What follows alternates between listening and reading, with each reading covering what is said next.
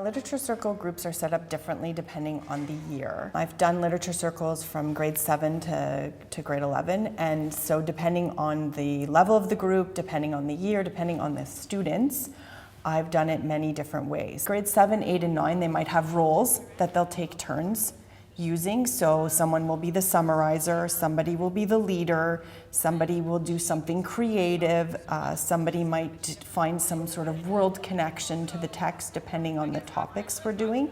One of the best advantages to doing literature circles is that I feel it promotes the love of reading, and that's because they get to choose the books. Obviously, I give them some suggestions based on their reading level and what I know of them, and so I will often either bring a bunch of books to class, 10, read the backs of them, and have them choose afterwards, or I'll take them on a little field trip to the book room. Yeah. The first thing that I did was I gave them a small text to read from one of the graphic novels, and we just read it together. And we explored it without any specifics as far as like things to look for, just to have them talk about it, things they liked about it. What I'm going to ask you to do now is get into your literature circles, take out your books. I'm going to come around and listen to you talking about, you can take out your Tumblr accounts if they're on your phone, unless you're using a journal. And as we proceeded through the 4 different literature circles, I had specific questions that brought them back to this intention and purpose. So the idea of, finding an example of a convention or a technique that's on a sheet they've been given and explaining how it relates back to the theme or how they connect to it, or criticizing the way it's used, how they thought maybe it could have been done better. You can see on page 11 he's about to kill somebody, and this is obviously a very dark moment, so the borders are black, but you can see a memory is coming back to him, and as the memory is coming back it fades to white because it's a bright place in his mind. My literature circle groups are set up differently depending on the year. I've done literature circles from grade 7 to grade 11, and so depending on the level of the group, depending on the year, depending on the students, I've done it many different ways. When the students are younger, I have a lot more things that are mandatory. It'll be very structured. However, all students in all grades have to come prepared with discussion questions or clarification questions. They need to find a significant passage, and they need to come either with an opinion on the text or some sort of connection, be it personal, literary, or world. So they have 3 requirements always, but it's often better for me to supply them with 4 or 5 questions to really get them where I need them to be.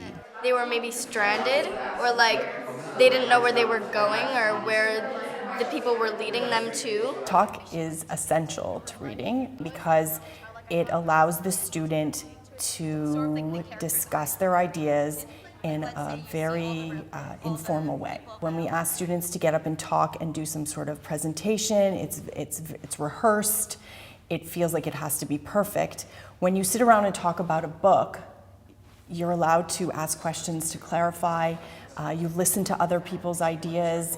Sometimes you're too nervous to commit to an idea in writing or even out loud, but then somebody else says whatever you were thinking. Students feel that their ideas are justified by the discussion that they're having. You're allowed to have many different opinions, and there's different interpretations about the book, and it's not the right answer that's necessarily what we're looking for in the discussion. More of a black, there's more black than like white. There's a whole black section just for when he's in the forest, and then it turns white right as he comes out. So maybe the fact that it's like mostly black, it means that it was like when he was with the LRA, it was like really bad. Yeah. I sit with the groups. I take turns with each group, and I won't get to every group. So usually I have 4 literature circles for a text, and I'll see your group twice. Definitely your role is to make sure the conversation is happening, to help the conversation happen, and also it provides you with something to evaluate and see where the students are at as far as talk is concerned. The book is in the more political story of like the upset of controlling the country, or from her own personal life. With each other, something. So something that you talked about in your group that has to do with those 2 questions. So Who's going to go first? I try and use the end of literature circles as a teaching opportunity. So I've floated around the classroom and I've heard some things that I consider to be very valuable or interesting about what we're doing. But I might say, maybe, at this group, you were talking about the characters' development from the beginning of the book to the end. Do you want to talk a little bit about that? They'll use that as a way to participate, but it also allows me to pull out the things that I'm looking for that I want the other students to hear. So all this stress kind of fades away and he kind of calms down a bit and then realizes that he doesn't have to be angry and that he can help people instead of hurting people. Sometimes there's a debate. Sometimes other students want to read the book after. It promotes some of the different texts because we will do this more than once in the class. And also it forces students who are shy, they will have their turn to participate, but they've had time to sort of understand what they're going to have to say, and their peers are helping them. And I think, didn't you talk about a mask in Yeah.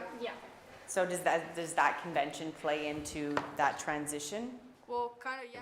Another group. Sarah? Okay, so for the first question. I think the advice that I would give if you are starting it for the first time is there's so many resources where they can adopt an effective work method, because in the group they're going to decide who's doing what and what pages they're going to read on what day.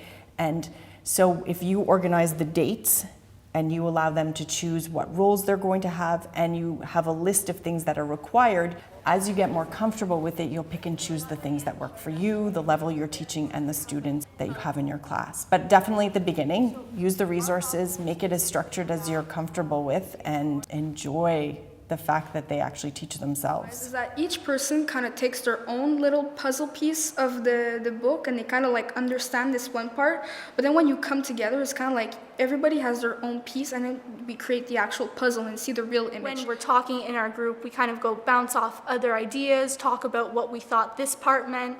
So we just kind of have a conversation about the book and try to figure out what was going on. That's true, and also in a literature circle, you really can't be afraid to talk about your ideas or what you think the author is trying to portray in the story, right? It's mostly your opinion, and your peers are there to help you try to understand things that you might not understand and try to spread new ideas.